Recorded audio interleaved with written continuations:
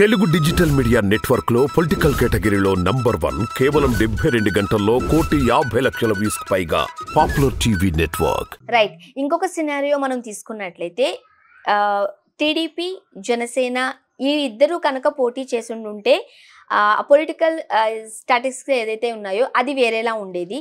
ఇప్పుడు బీజేపీకి సంబంధించి ఆల్రెడీ బీజేపీ అంటేనే ఒక మతతత్వ పార్టీ కింద అభివర్ణిస్తూ ఉన్నారు. అండ్ ఒకవేళ బీజేపీ కనుక అధికారంలోకి వచ్చినట్లయితే రిజర్వేషన్స్ రద్దు చేయడం, ముస్లిమ్స్కి మైనారిటీస్కి ఏదో చేయబోతున్నారు మైనస్ అనే ఒక వార్త ఉన్న నేపథ్యంలో బీజేపీతో కలిసి టీడీపీ ప్రభుత్వం వెళ్ళింది.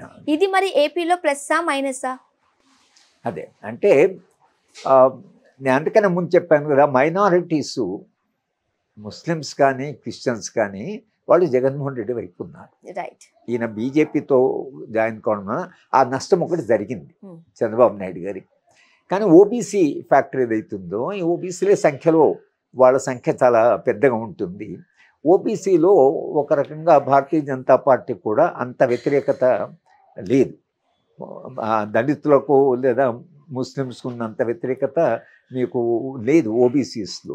కనుక ఓబీసీ ఈ మధ్య కులాలు ఏవైతున్నాయో వాళ్ళు ఎటువైపు ఓటు వేస్తారనే దాన్ని బట్టి మీకు ఫైనల్ అవుట్కమ్ అటువైపు ఇటువైపు అనేది అప్పుడు కానీ మీకు తెలియదు.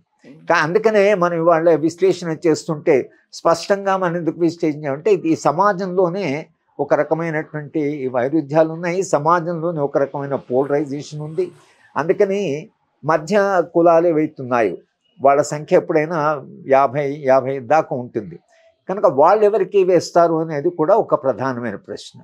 అన్ఎంప్లాయ్మెంట్ మీరు ఏదైతే అంటున్నారో నిరుద్యోగం అనేది, నిరుద్యోగం చంద్రబాబు నాయుడు గారు కూడా ఆ సమస్యని ఆయన పెద్దగా అడ్రస్ చేసింది లేదు. అంటే ఎంప్లాయ్మెంట్ ఇంకా ఈయన ఏం చేశాడంటే ప్రతి గ్రామంలో ఒక 10-11 మందిని 15,000 ఇచ్చేసి ఒక 3-4 లక్షల మందిని రిక్రూట్ చేశాడు. వాళ్ళు ఇప్పుడు వాళ్ళ తెలుగుదేశం పార్టీ విమర్శిస్తుందంటే ఈ 11 మంది ఎవరైతే గ్రామాల్లో పనిచేస్తున్నారో వాళ్ళందరూ ప్రభుత్వ ఉద్యోగులు. ప్రభుత్వ ఉద్యోగులు ఎన్నికల్లో ఎటువైపు మాట్లాడకూడదు, మీరు వాళ్ళందరినీ మీ కాడర్గా ఉపయోగిస్తున్నారనేటువంటి మాట వస్తున్నది. కానీ 3-4 లక్షల మందికి ఉద్యోగాలు ఇచ్చిన మాట మాత్రం వాస్తవం. కనుక ఇది ఈ మొత్తం ఉద్యోగాలు అనే దాంట్లో చంద్రబాబు నాయుడు గారు కూడా ఎంప్లాయ్మెంట్ పాలసీ ఉంది. ఆయన పెద్ద సంఖ్యలో ఎంప్లాయ్మెంట్ చేశాడు.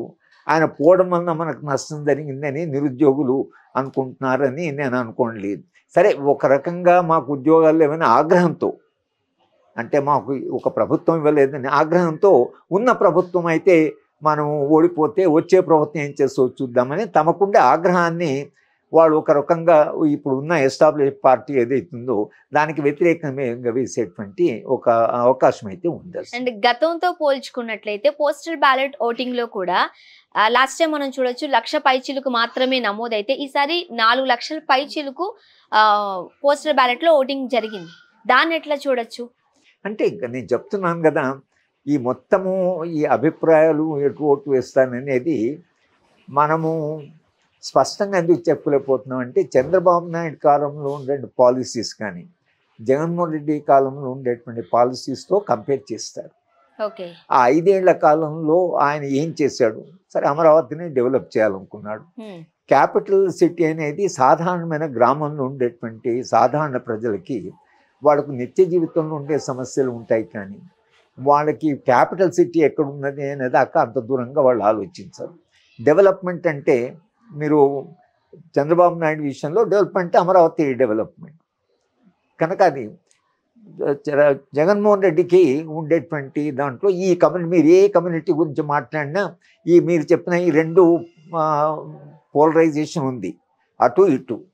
తర్వాత ఎందుకు మనము స్పష్టంగా చెప్పలేకపోతుందంటే ఏ సెక్షన్ ఎటువైపు పోతుంది అనేది మనం ఖచ్చితంగా చెప్పలేకపోతున్నాం.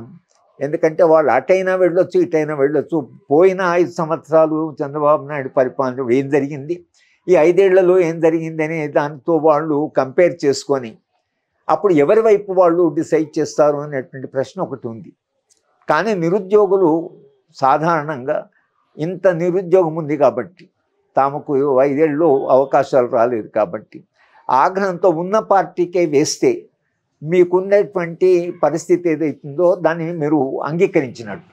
ఇప్పుడు నేను నిరుద్యోగిని అనుకోండి, 5 ఏళ్ళలో నాకు ఉద్యోగం రాలేదు. అయినా నేను ఒకవేళ ఉన్న ప్రభుత్వం మా పార్టీకే ఓటు వేస్తే నేను నిరుద్యోగాన్ని అంగీకరించినట్లు అవుతుంది. ఎస్. అందుకని నేను ఏం చేస్తా అంటే అతను ఇస్తాడా లేదన్న ప్రశ్న కాదు, కానీ ఇతను ఓడిపోతే అతను వస్తే ఏమైనా మార్పులు జరగవచ్చు అనేటువంటిది ఈ సెక్షన్స్కి ఉంటుంది. కనుక ఆగ్రహంలో ఒక రకంగా వాళ్ళు టీడీపీకి కానీ పవన్ కళ్యాణ్ కానీ వేయడానికి ఒక అవకాశం.